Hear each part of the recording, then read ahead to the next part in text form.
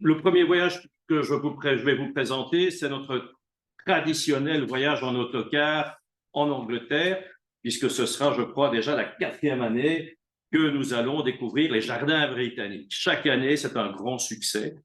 On a toujours, donc on part en autocar de Louvain-la-Neuve et de Bruxelles, on se transporte en car jusqu'à Calais, on prend le shuttle, enfin oui, le tunnel sous la Manche, et donc après ça, on a déjà visité les jardins du Hampshire récemment, on a visité les jardins du Kent.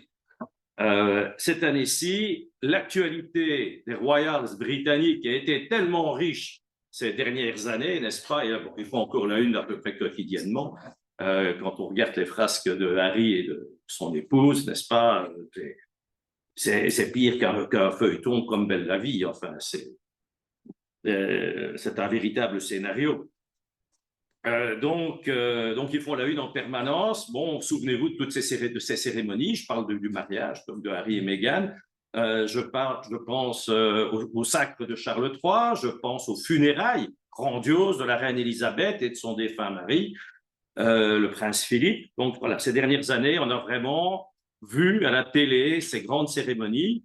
Et donc, on s'est dit, pourquoi ne pas vous faire découvrir ces monuments qui ont tous été rénovés pour la plupart, ou qui en tout cas ont été nettoyés, ou tout l'accueil a été revu. Et c'est vrai que les Anglais ont le chic pour le faste. Ils savent mettre ça en valeur, n'est-ce pas? Ils ont le goût des grandes cérémonies. Regardez le sacre de Charles III, regardez le sacre de Frédéric X du Danemark. Pas plus tard que dimanche, on n'est pas du tout dans la même philosophie et dans la même sensibilité. On a des pays différents et des gens différents. Donc, on aime, on adore. Hein, il ne faut pas bouder son plaisir. C'est vrai que les Royals, ça a un côté un peu qui fait rêver tout le monde. Regardez le succès d'ailleurs des émissions de Stéphane Bern, qui en a fait son fonds de commerce, ou plus près de nous, de Patrick Weber.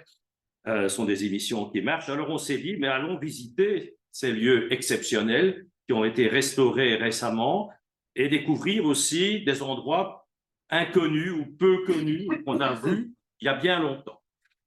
Alors, donc ici, nous avons Charles à son sacre avec la couronne de l'Empire, en tout cas la couronne du Royaume-Uni, et un célèbre beefeater qui sont les guides de la Tour de Londres, et également parfois ils sont dépêchés dans l'un ou l'autre palais royal.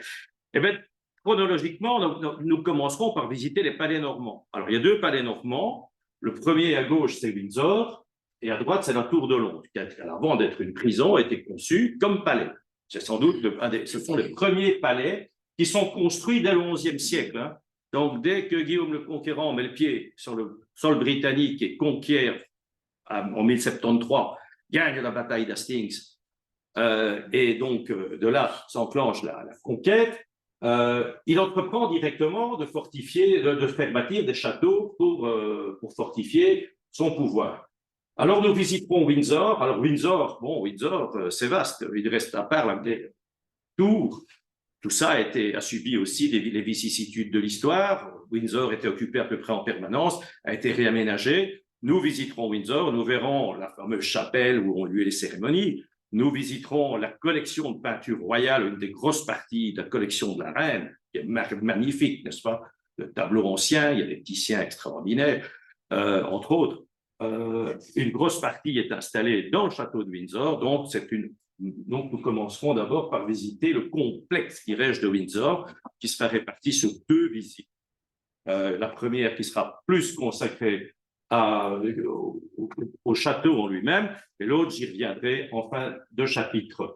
L'autre, c'est la Tour de Londres. La Tour de Londres, vous voyez où elle est, vous l'avez peut-être déjà visitée, jadis, dans un voyage scolaire, peut-être avez-vous un jour été admirer les joyaux de la couronne. Eh bien, nous irons visiter les joyaux de la couronne avec la célèbre couronne. Et les joyaux de la couronne, ce ne sont pas seulement des bijoux. Les joyaux de la couronne britannique, c'est aussi une riche collection d'armures. Et les Anglais, la muséologie en Angleterre est vraiment quelque chose qui a été porté au rang d'art, n'est-ce pas? Les musées anglais, ils ont un sens de la mise en valeur de leur collection de la présentation qui est vraiment digne d'éloge. Je vous avoue, j'ai travaillé un moment au musée de l'armée.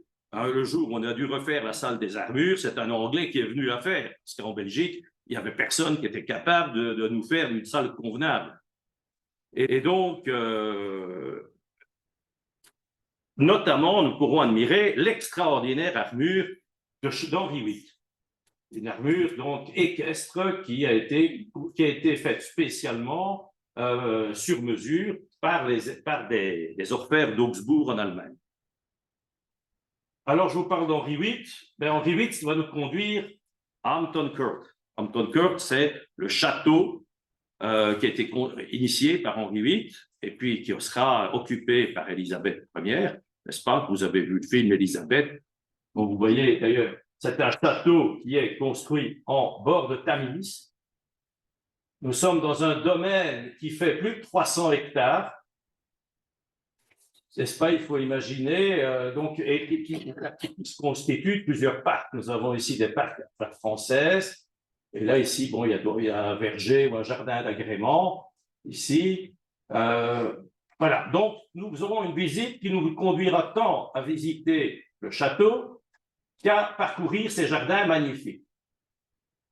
Parce que donc, c'est un voyage qui, tout à la fois, donc, nous amènera à visiter des palais, mais aussi leurs parcs et leurs jardins. Des palais royaux. Donc, avec un faste tout particulier. Bon, vous imaginez les routes nautiques, on peut imaginer ici les promenades en barque. Il y a ce film Élisabeth Ier où elle échappe au fameux attentat où un carreau d'arbalète se fiche dans l'oreiller, enfin le coussin qui est à côté d'elle. C'était probablement, voilà, on imagine bien que ça a pu se tenir dans un endroit pareil. Alors, Hampton Court, il y a plusieurs périodes. Bon, ça, c'est la période plutôt 17e, 18e. La période élisabéthaine est plutôt, et ce sont ces bâtiments-là. On visitera évidemment l'ensemble. Bon, on se croira avec ça, n'est-ce pas? Alors, qui dit Henri VIII? Dit Anne Boleyn, qui eut une triste fin à la Tour de Long.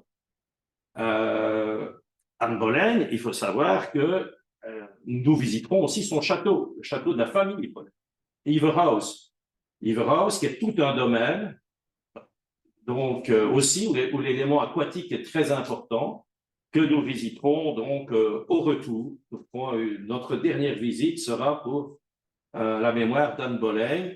Et nous visiterons le château, avec également l'intérieur. Bon, l'intérieur, c'est un intérieur qui a été remanié au 19e, au début du 20e. Vous voyez encore un portrait dans le 8. Et là, je ne sais plus, c'est le fameux chambellan, dont le nom m'échappe. C'était pas mort, le chambellan d'Henri VIII, enfin. Donc voilà, nous visiterons l'ensemble du domaine. Alors, bon, qui dit palais royal dit Buckingham. Alors, Buckingham, il y a un problème. Bon, Buckingham aujourd'hui est en rénovation, donc, mais il y a certaines parties visibles. Une des parties les plus célèbres, ce sont les Royal Mews, c'est-à-dire les écuries royales. Alors, vous connaissez l'amour des Britanniques, passion des Britanniques pour les chevaux. Ces écuries ont été complètement rénovées. Le carrosse royal du XVIIIe siècle est une merveille absolue d'art baroque. Quand vous regardez comment ces sculptures, chefs-d'œuvre, tout ça a été redoré récemment à leur fin pour le sacre de Charles III. Donc, nous irons le visiter, les écuries, le musée des écuries, qui est quelque chose de tout à fait étonnant, vraiment en ligne, au diapason de la passion que les Britanniques peuvent éprouver pour les chevaux, et que notamment la reine Élisabeth, qui était une grande cavalière, éprouvait pour les chevaux. Alors, à côté, nous terminerons la visite par le musée de la garde à cheval. Là aussi, tout est présenté. C'est aussi tout un régiment, c'est le régiment royal qui veille sur la reine, et sur le roi, pardon. Donc voilà, c'est quelque chose, c'est aussi un endroit assez insolite et que nous découvrirons lors de notre visite autour de Buckingham Palace. Alors, un autre palais royal est le célèbre palais de Kensington. Kensington, ça se trouve un peu au sud, ça se trouve au centre de Londres, mais dans la partie un peu au sud de Londres, autour du fameux parc. C'est un palais qui a essentiellement été construit par la reine Victoria. J'aurais même tendance à dire que c'est un palais, le palais des dames. Nous visiterons les ateliers, les appartements de la reine Victoria, qui sont d'ailleurs dotés d'une magnifique collection de peintures. Donc, il y a une partie musée. Kensington, vous avez deux parties. Il y a une partie musée, il y a une partie qui est occupée.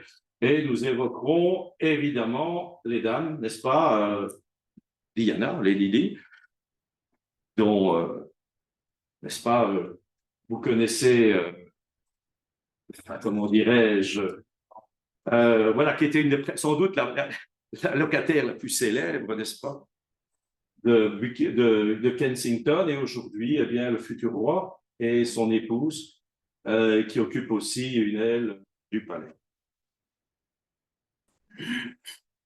Un peu plus, nous consacrerons donc, j'insiste fort aussi donc sur les visites de jardin. Nous irons visiter le jardin botanique de Kew Garden, qui est un jardin botanique royal.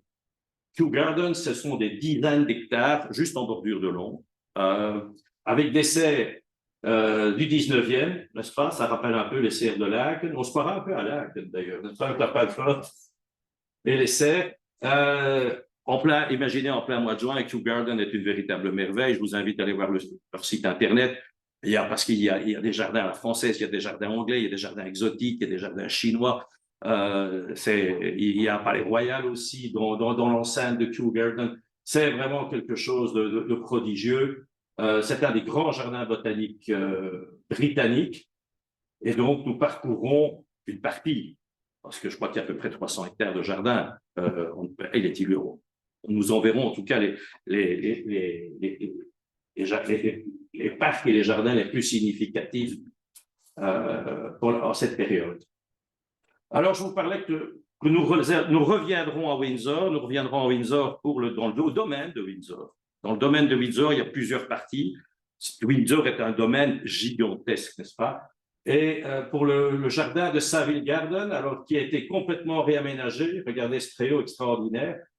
Déjà, rien que pour la conception du toit et pour la mise en œuvre d'un toit comme ça en ruban, n'est-ce pas, torsadé, c'est un exploit. Donc, nous visiterons Savile et un autre endroit qui tient fort à cœur aux Britanniques, à la roseraie du jubilé de la reine Élisabeth. Pour le 60, je pense que c'était en 2014, pour le 60e anniversaire de mémoire, les Britanniques ont offert à la reine un jardin.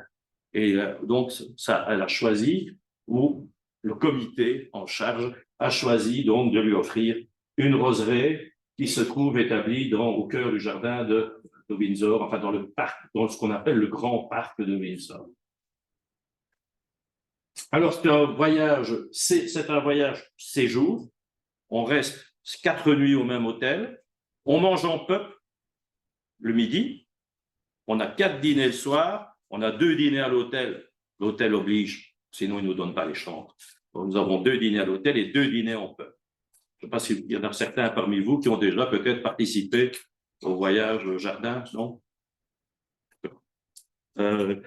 Voilà, donc nous avons avec une guide britannique qui nous fait vivre tout ça en français, bien entendu, avec aussi l'audio-guide pour te permettre de suivre au mieux les visites. Mais c'est un beau voyage pour lequel on a déjà une vingtaine d'inscriptions, donc je crois qu'il reste une 10-15 places. Les voyages en car, Oui. les voyages en car, on monte le groupe à 30 personnes. Sinon, les autres voyages, on limite à 20-25 personnes, comme vous le savez. Donc, voilà. Oui, ça doit être dit. Hein. Donc, il reste quelques places.